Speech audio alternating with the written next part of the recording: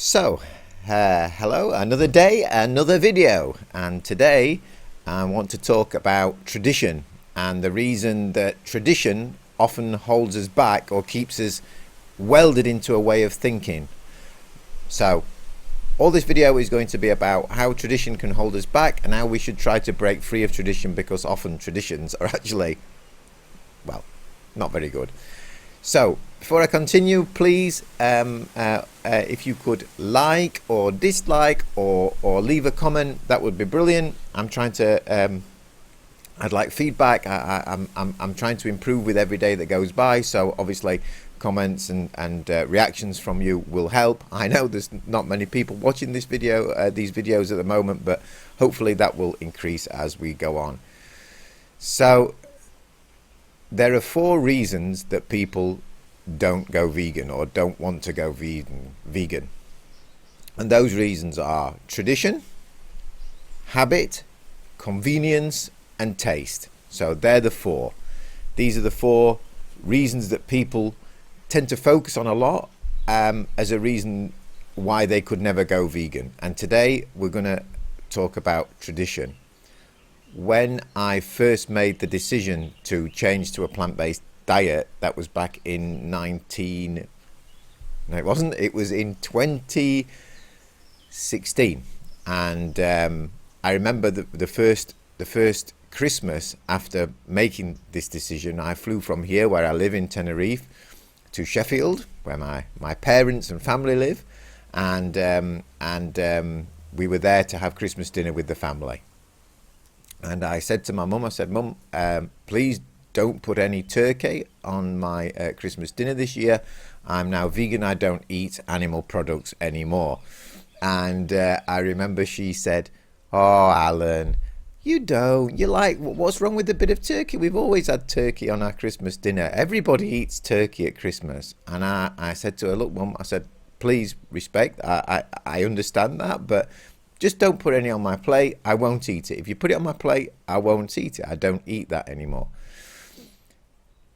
Obviously, she was a little bit skeptical because she went ahead and placed the turkey on my plate. So, has the meal arrived?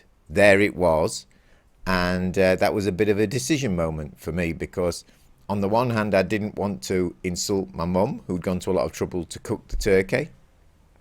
Obviously, before she'd bought the turkey and she was looking forward to Christmas dinner. On the other hand, I'd made a decision to go vegan, to go plant-based, and that didn't fit in with my worldview anymore, my morals, all the other reasons why I wanted to go vegan. So I left it. I didn't eat it. My mother was a little bit surprised, to be honest. She obviously thought that I would go ahead and eat it, but I didn't. But in a way, that set a marker in the ground for me, and from that moment on, my mum never asked me to eat meat again. So that's really cool.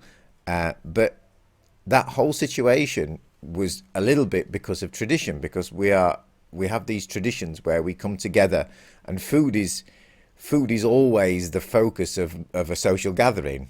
You name any social gathering, virtually always involves food. So food is a really important component. So, and a lot of traditions have grown up around food. In America, Thanksgiving, or in England, Christmas with turkey, Sunday roast. All of these things are traditional ways to come together as a family or to come together as a group, and they usually involve meat. I know in Germany, where I lived for 18 years, there was a really strong barbecue culture there in the summer. People go out, buy barbecues and get together, have a gathering, drink a beer. Always involves meat. So tradition is a really strong and powerful force at work. And especially in social situations, it can be very difficult to go against the grain. Especially when, and perhaps people don't really understand this. You know, when I used to enjoy meat, used to enjoy the taste of meat, taste of chicken, taste of cheese, and it's not that we vegans suddenly don't like the taste of it anymore. So not only when you're in a social situation, and you've decided that you're going to set an example and move away from the tradition of eating meat, but there's also the temptation to eat it because obviously it tastes nice, and the problem often is there's no alternative.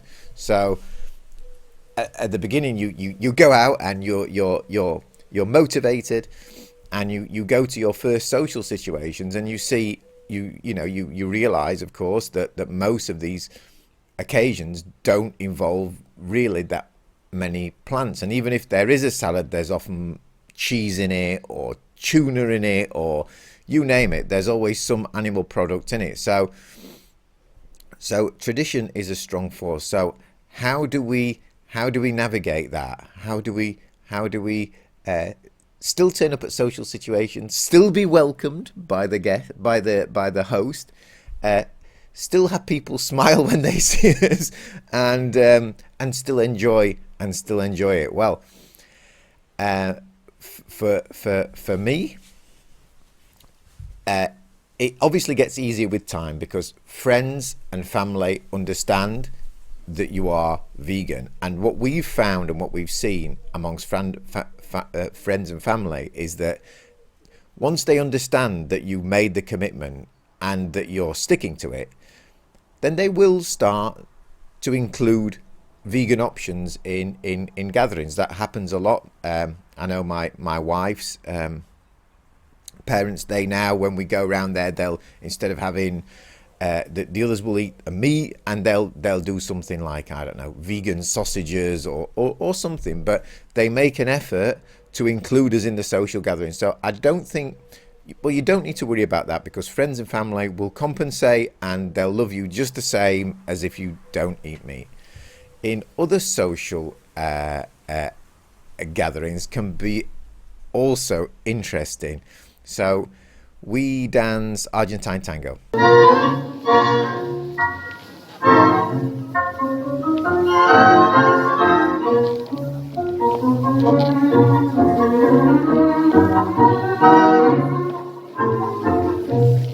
And we go to a big event every year in Spain. And the first year that we were on a plant-based diet, we were asked by the organizer, we were told there's going to be a big gathering and we're all going to sit together and we're all going to have a meal together. And we're talking 120, maybe 150 people together, several large tables. And I remember writing to the organizer and saying, that's great, but will there be a vegan option because we don't eat meat? And he said, I will speak to the hotel. And he spoke to the hotel, got back to me and assured me that there would be a vegan option. So we were all gathered round these big tables, and of course the starter arrives.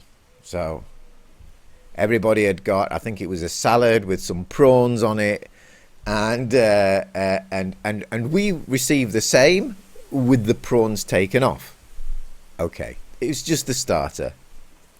We were still relatively confident that the main meal wouldn't go the same way, but it did. The second course came, and in Spain it's traditional to eat meat on top of they usually put a layer of mashed potato or something, and then a piece of meat on top of that, and then in Spain the meat is the main focus of the main meal. So what did we get? We got the same as everybody else, with the meat taken off.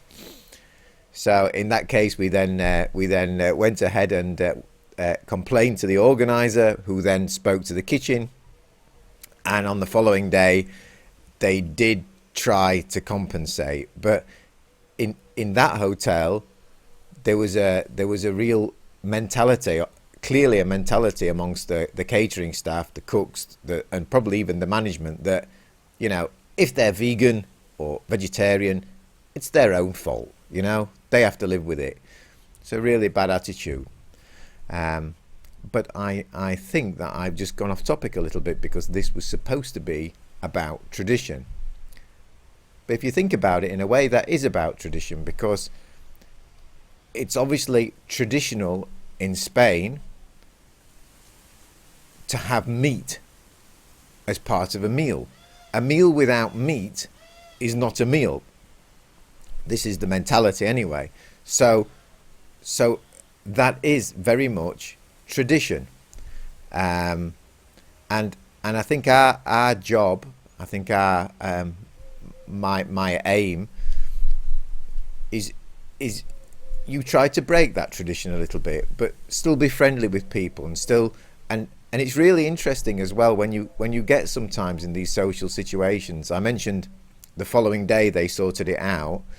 The following day at the hotel, the meals arrived, and this time, because we complained, they had actually made an effort. And so everybody else on the table, and there were maybe 12 people sitting around the table, they all got their meat meal. So literally a piece of meat on top of something, potatoes, a bit of sprouts, some peas.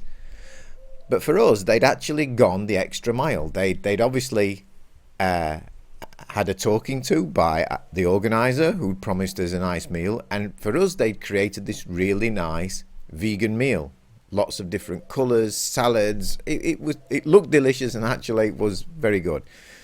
But what happened was, as everybody else got their meat meal and my wife and I received this vegan option, several people at the table, predominantly women, it has to be said, I think I'd rather have had that as well. So tradition was driving this you've got to have meat, but actually, given a choice, the other meat eaters at the table actually would have preferred to have eaten what we were eating. So it's also very interesting. Another tradition, our meat tradition is so strong. It's quite incredible, really, and you don't actually notice it until you make the change. But another interesting thing about hotels on the topic is that when hotels go the extra mile and make for the evening meals some vegan options. So if it's a buffet and they make a corner with lots of tasty vegan options, what you tend to find is the meat eaters will also go straight for those options and take them. So the point I'm trying to make is that meat eaters, and me included, I used to think that a meal wasn't complete unless it had meat in it. But those thought processes were really almost automatic, and I think to a large extent they were also being driven by tradition. Because now I don't crave meat at all. I crave tasty food. So if I go into a restaurant or into a hotel situation where they've made a nice vegan buffet and it's delicious food, that's all people want. But the tradition of meat and 2 veg, or no meal is complete without meat, is a strong force that you have to know it's an illusion.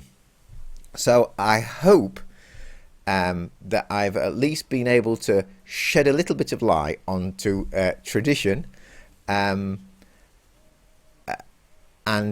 for me actually now tradition is one of those. It's made me, and this is also something, it's made me more wary of all traditions, because you have to question why do we all eat a turkey at Christmas? Well, because we've always eaten turkey at Christmas, yeah, but it means slaughtering an innocent animal. But we've always eaten turkey at Christmas. So for all these reasons, a woman just walked past with the dog and distracted me slightly. I'm sorry about that. So question tradition, question why people are doing things, and whether it really makes sense to burn all the witches in the village, to have a slave. A lot of the things that we do are driven by traditions, and we have to question them. And it starts with the food on your plate. thank you for listening.